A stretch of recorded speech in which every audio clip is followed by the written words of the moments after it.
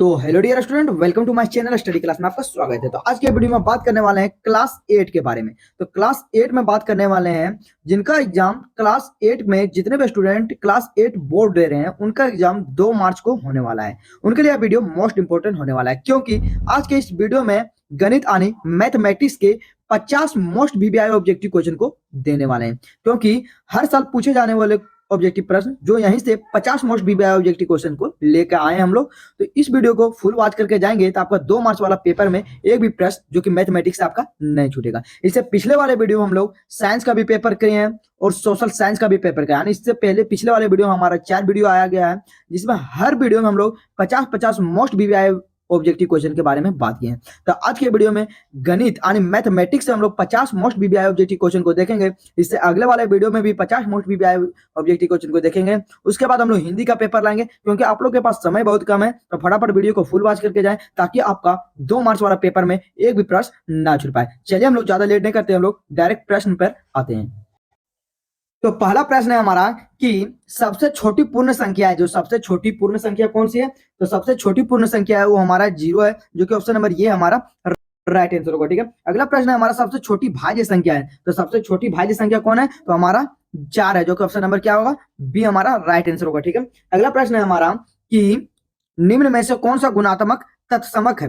गुणात्मक तत्समक है तो कौन सा है? तो हमारा 2 है, जो है हमारा 1 है, वो गुणात्मक तत्समक है, जो कि ऑप्शन नंबर ये जो होगा हमारा राइट आंसर होगा। ठीक है, अगला प्रश्न है हमारा कि 9/-7 का योग प्रतिलोम कितना होगा? तो योग जो प्रतिलोम है आपका वो कितना होगा? तो योग प्रतिलोम आपका होगा 9/7, जो कि ऑप्शन नंबर ये जो होगा हमारा राइट आंसर होगा। ठीक है, अगला प्रश्न है हमारा कि ऐसी प्रमेय संख्या जो स्वयं व्युत्क्रम कर्म है। तो स्वयं व्युत्क्रम कर्म है कौन सा ऐसी प्रमेय संख्या है? तो हमारा -1 है, जो कि ऑप्शन नंबर बी जो होगा हमारा राइट आंसर होगा। ठीक है, आप लोग सिर्फ सवाल को देखिए और अपने दिमाग में सही से बैठा लीजिए। ठीक है, आप लोग यहाँ पर सोल्यूशन करके नहीं दिखाया जाएगा, क्योंकि आप लोग को सिर्फ कम समय में ज्यादा समझाने का प्रयास कर रहा हूं कि आप लोग समय में बैठा लीजिएगा, उसके बाद दिमाग में बैठाकर आप लोग कल का एग्जाम में आप लोग फोड़ दीजिएगा। ठीक है, चलिए अगला प्रश्न हमारा कि 11/24 से भागा देना है और -11/15 का रिक्त यानी पूर्ति स्थान में क्या होगा? तो पूर्ति स्थान में जो होगा हमारा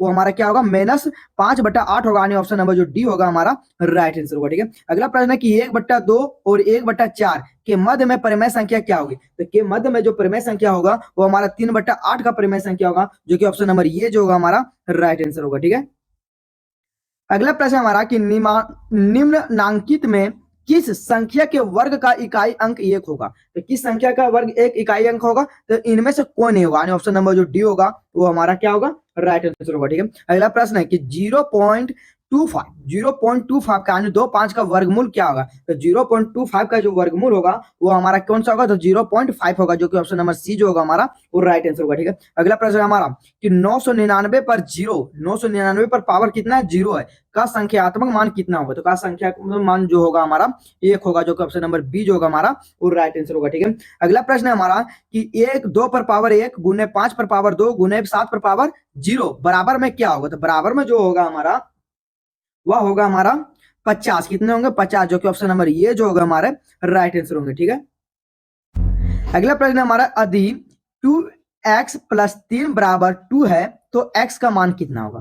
तो x का मान कितना होगा? तो हमारा -2 होगा, जो कि ऑप्शन नंबर डी जो होगा हमारा राइट आंसर होगा। ठीक है, अगला प्रश्न है हमारा कि यदि x बराबर 1 है और y बराबर -2 है तो x² + y² का मान क्या होगा? ठीक है, x² + y² का मान क्या होगा? एक्स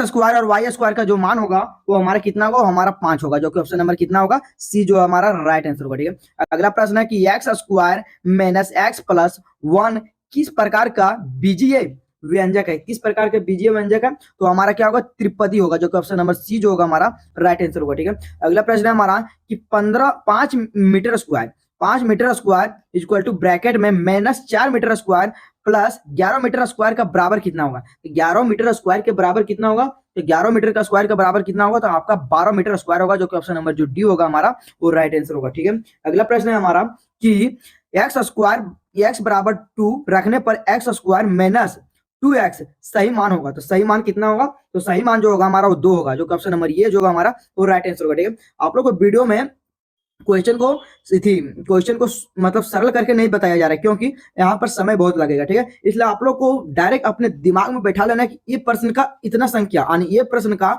ऑप्शन नंबर इतना सही होगा, ठीक है। आप लोग को यही बैठा के चलना है और आप लोग को एग्जाम में फोड़ देना है, ठीक है। तो चलिए हम लोग नेक्स्ट क्वेश्चन की ओर बढ़ते हैं। अगला प्रश्न है हमारा कि किसी संख्या में दो गुने में 8 जोड़ने यानी 2 गुने में 8 जोड़ने पर 32 प्राप्त होता है, तो वह संख्या होगी, तो वह संख्या कितनी होगी, वह संख्या जो हमारा होगी वह कितनी होगी, तो वह संख्या जो है हमारा कितनी होगी, तो वो संख्या जो हमारा 12 होगी, जो ऑप्शन नंबर जो होगा ये हमारा राइट आंसर होगा, ठीक है। अगला प्रश्न हमारा कि यदि P बट्टे 7 बराबर 24 है तो P का मान क्या होगा, तो P का मान क्या होगा, तो P का जो मान होगा हमारा 167 होगा, जो कि हमारा क्या होगा 167 नहीं 168 होगा, जो कि हमारा ऑप्शन नंबर जो सी होगा हमारा राइट आंसर होगा, ठीक है। अगला प्रश्न है हमारा कि एक टीवी का अंकित मूल्य कितना है, लगभग 4,500 रुपए, ठीक है। तो अगर बट्टा का 30% हो जाएगा तो टीवी का विक्रय मूल्य कितना होगा, तो टीवी का जो विक्रय मूल्य होगा कितना होगा, तो टीवी का जो विक्रय मूल्य है हमारा लगभग 3,150 रुपया होगा, जो कि ऑप्शन नंबर सी जो होगा हमारा वो राइट आंसर होगा, ठीक है। अगला प्रश्न है हमारा कि किसी त्रिभुज के अधिक से अधिक कितने कोण हो सकते हैं, तो अधिक से अधिक कितने कोण हो सकते हैं, तो कुल 3 कोण हो सकते हैं, ऑप्शन नंबर जो ये होगा हमारा वो राइट आंसर होगा, ठीक है। अगला प्रश्न है हमारा कि एक समांतर चतुर्भुज जिसका प्रत्येक कोण समकोण होता है, जिसका प्रत्येक कोण क्या होता है, समकोण होता है, वह कहलाता है, तो वह क्या कहलाता है, वह जो कहलाता है वो हमारा आयत कहलाता है, जो कि ऑप्शन नंबर ये जो होगा हमारा वो राइट आंसर होगा। अगला प्रश्न है कि दी गई आकृति में एक्स का मान बताना है, ठीक है।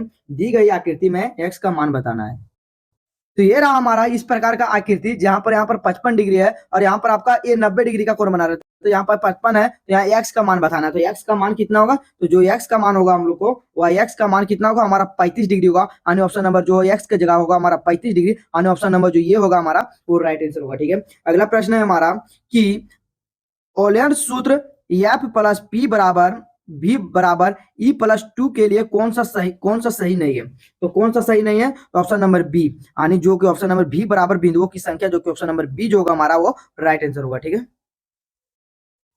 अगला प्रश्न है कि ऑयलर की सही सूत्र कौन सा होगा, ऑयलर की जो सही सूत्र है वह कौन सा होगा, तो हमारा एफ बराबर एफ प्लस भी माइनस ई इक्वल टू कितना होगा 2, हमारा ऑप्शन नंबर जो ये होगा हमारा वो राइट आंसर होगा, ठीक है। आप लोग सही से दिमाग यानी माइंड में आप लोग सेट करते जाएंगे, ठीक है, ताकि आप कल का एग्जाम में फोड़ सकते हैं, ठीक है। अगला प्रश्न है कि एक घन के फलकों की संख्या होती है, यानी एक घन में फलकों की संख्या कुल कितनी होती है, तो कुल 6 होती है, जो कि ऑप्शन नंबर ये जो होगा हमारा वो राइट आंसर होगा, ठीक है। अगला प्रश्न है हमारा कि एक घनाभ में कितने फलक होते हैं, एक घनाभ जो कितने फलक होते हैं, तो कुल 6 फलक होते हैं, जो कि ऑप्शन नंबर सी जो होगा हमारा राइट आंसर होगा, ठीक है। अगला प्रश्न है हमारा कि निम्न में से कौन सा 3D आकृति का उदाहरण है, निम्न में से कौन सा जो है 3D आकृति का उदाहरण, तो एक गोला है, जो ऑप्शन नंबर ये जो होगा हमारा वो राइट आंसर होगा, ठीक है। अगला प्रश्न है कि ये घनाभ में कितने किनारे होते हैं, ये घनाभ में कितने किनारे होते हैं, तो कुल कितने 12 किनारे होते हैं, जो कि ऑप्शन नंबर ये जो होगा हमारा वो राइट आंसर होगा, ठीक है। अगला प्रश्न है कि ये घन जिसकी एक भुजा 7 सेंटीमीटर का है तो आयत होगा, तो आयत कितना होगा, तो आयत जो होगा हमारा वो लगभग 343 सेंटीमीटर क्यों होगा, जो कि ऑप्शन नंबर जो सी होगा हमारा वो राइट आंसर होगा, ठीक है। अगला प्रश्न है कि 600 सेंटीमीटर स्क्वायर पृष्ठीय क्षेत्रफल वाले घन की भुजा होगी, तो घन की भुजा कितनी होगी, तो जो घन की भुजा है वो हमारी होगी 10 सेंटीमीटर, जो कि ऑप्शन नंबर बी जो होगा हमारा वो राइट आंसर होगा, ठीक है। अगला प्रश्न है हमारा कि 6 मीटर लंबा और 3 मीटर चौड़ा तथा 2 मीटर ऊंचे घनाभ का आयतन होगा, तो 2 मीटर जो ऊंचे घनाभ का आयतन कितना होगा, लगभग 36 मीटर क्यूब होगा, जो कि ऑप्शन नंबर बी जो होगा हमारा वो राइट आंसर होगा, ठीक है। अगला प्रश्न है हमारा कि यदि ब्रह्मवार्ता 7 हो तो संगत मिलन चिन्ह कितना हुआ, ये वाला इजी है, आप लोग 1 2 3 4 5 5 में आप लोग इससे नहीं देना, 5 में ऐसे करना है और 6 और 1 7 हो जाएगा, ठीक है। तो कहां पर देखने को मिल रहा है, तो हमारा ऑप्शन नंबर कहां देखने को मिल रहा है, तो सी में देखने को मिल रहा है, और ऑप्शन नंबर जो है हमारा सी में नहीं, ऑप्शन नंबर कहां देखने को मिल रहा है, वो हमारा डी में देखने को मिल रहा है, ऑप्शन नंबर जो डी होगा हमारा वो राइट आंसर होगा, ठीक है। अगला प्रश्न है कि मिलान चिन्ह लगभग इतना से चिन्ह को दर्शाता है, तो कितने चिन्ह को दर्शाता है, तो ये हमारा 5 हो गया और ये हमारा 5 हो गया, 5 और 5 कितना हो गया 10 और 4 कितना 14, जो कि ऑप्शन नंबर सी जो होगा हमारा वो राइट आंसर हो जाएगा, ऑप्शन नंबर सी जो हमारा वो राइट आंसर हो जाएगा, ठीक है। अगर वीडियो आप लोगों को फटाफट मजा आ रहा है तो वीडियो को फटाफट लाइक करते रहे, अपने दोस्तों के पास शेयर करते रहे, ठीक है।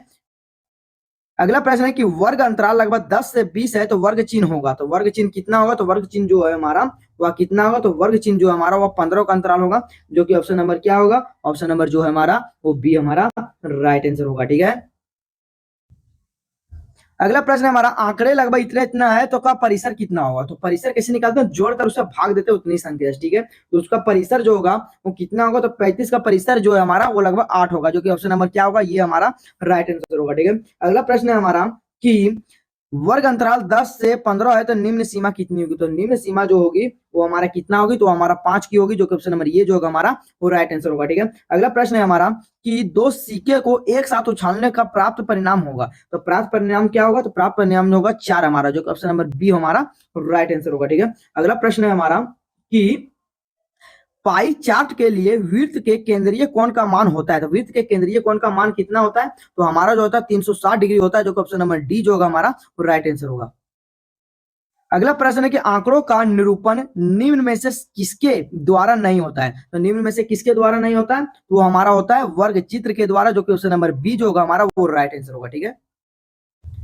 अगला प्रश्न है कि जब एक पासे को फेंका जाता है तब सम संख्या प्राप्त करने की प्रायिकता होगी। तो सम संख्या को प्राप्त करने की जो प्रायिकता होगी वह कितनी होगी, 1/2 होगी, जो कि ऑप्शन नंबर बी जो होगा हमारा वो राइट आंसर होगा, ठीक है। अगला प्रश्न है हमारा कि एक थैले में 4 नीली, 2 हरी और 5 काली गेंदें हैं। तो थैले को अंदर बिना देखे ही एक गेंद निकाली जाती है, तो एक नीली गेंद प्राप्त करने की प्रायिकता क्या होगी। तो एक नीली गेंद को प्राप्त करने की प्रायिकता क्या होगी, तो लगभग कितनी गेंदें हैं, तो कुल मिलाकर आप लोग को जोड़ देना है और जितनी गेंदें निकाली जाएगी उनके में घटाना है, शायद उतने में घटाना है, ठीक है। आप लोग को यहाँ पर समझाने का प्रयास कर रहा हूँ। तो कितने होंगे, ऑप्शन नंबर जो बी होगा हमारा राइट आंसर होगा, जो कि ऑप्शन नंबर बी होगा हमारा 2/11, वो हमारा राइट आंसर होगा। नहीं 2/11 नहीं, लगभग 4/11 होगा, जो हमारा क्या होगा, क्या होगा वो हमारा ये हमारा राइट आंसर होगा, ठीक है। 4/11, 4/11, ठीक है। अगला प्रश्न है हमारा कि एक पासे को एक बार फेंकने से प्राप्त परिणाम होगा। एक पासे को एक बार फेंकने में प्राप्त परिणाम कितना होगा, तो हमारा 6 होगा, जो कि ऑप्शन नंबर क्या होगा, ऑप्शन नंबर जो सी होगा हमारा वो राइट आंसर होगा, ठीक है। अगला प्रश्न है कि अगला प्रश्न है दिए गए चित्र में x का मान बताइए यदि वृत्त को बराबर भागों में बांटा है। तो अगर वृत्त को बराबर भागों में बांटा गया है तो कितने होगा हमारा, तो हमारा जो होगा वो हमारा 60 डिग्री होगा, यानी ऑप्शन नंबर क्या होगा, डी हमारा जो राइट आंसर होगा, ठीक है। अगला प्रश्न है कि बिंदु P में 5 और 4 का x निर्देशांक यानी निर्देशांक भुज है। तो निर्देशांक भुज कौन सी है, तो जो निर्देशांक भुज है वो हमारा कौन है, 5 है, जो ऑप्शन नंबर सी जो होगा हमारा वो राइट आंसर होगा, ठीक है। अगला प्रश्न है हमारा कि बिंदु डी में 5-4 है तो y का निर्देशांक कोटि कितनी होगी। तो वो निर्देशांक कोटि जो होगी वो हमारा 5 होगी, जो कि ऑप्शन नंबर नहीं 5, ऑप्शन नंबर जो हमारा 5 नहीं, ऑप्शन नंबर 5 नहीं होगा, -4 होगी, ठीक है।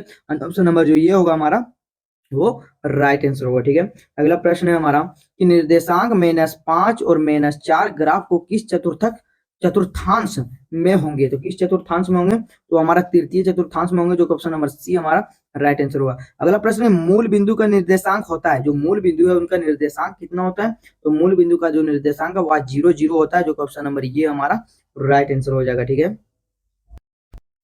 अगला प्रश्न है हमारा कि इतना इतना जोड़कर में ये और बी का मान कितना होगा। तो ये और बी का जो मान होगा आपका कितना होगा, तो ये और बी का जो मान है आपका वो 9,7 होगा, जो कि ऑप्शन नंबर बी जो हमारा राइट आंसर होगा, ठीक है। अगला प्रश्न है हमारा कि बेलन का वक्र पृष्ठीय क्षेत्रफल का सूत्र क्या होता है। वक्र पृष्ठीय क्षेत्रफल की बात कर रही है, तो वक्र पृष्ठीय क्षेत्रफल का 2πr होता है, जो कि ऑप्शन नंबर बी जो होगा हमारा वो राइट आंसर होगा। अगला प्रश्न और अंतिम प्रश्न रहा इस वीडियो का कि शंक्वाकार आकृति का उदाहरण है। तो शंक्वाकार जो आकृति का उदाहरण है वो हमारा जोकर की टोपी हो जाती है, जो ऑप्शन नंबर सी जो होगा हमारा वो राइट आंसर होगा। तो आज के वीडियो में 50 मोस्ट बीबीआई ऑब्जेक्टिव क्वेश्चन की बात की है, इससे अगले वाले वीडियो में भी 50 मोस्ट बीबीआई ऑब्जेक्टिव क्वेश्चन को बात करेंगे। तो अगर वीडियो आप लोग अच्छा लगे तो वीडियो को प्यारा सा लाइक कर दे, कमेंट कर दें और